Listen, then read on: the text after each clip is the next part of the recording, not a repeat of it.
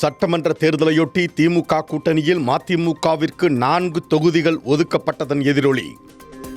போட்டியிட விரும்பும் 10 தொகுதிகள் கொண்ட பட்டியலை திமுகவிடம் அளித்தது மதிமுக.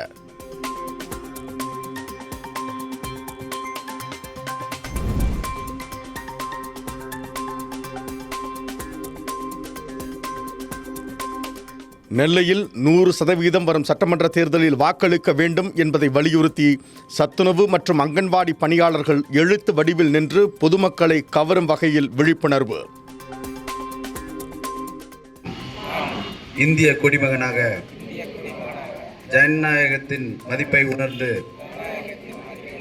வரவிருக்கும் தேர்தலில் கட்டாயம் என் வாக்கினை பதிவு செய்வேன், விழிப்புணர்வு ஏற்படுத்துவேன். நெல்லையின் பெருமையை காக்க 100% வாக்குப்பதிவில் பங்கெடுப்பேன். ட்ரோன் மூலம் எடுக்கப்பட்ட இந்த காட்சி பார்வையாளர்களின் கவனத்தை வெகுவாக ஈர்த்துள்ளது.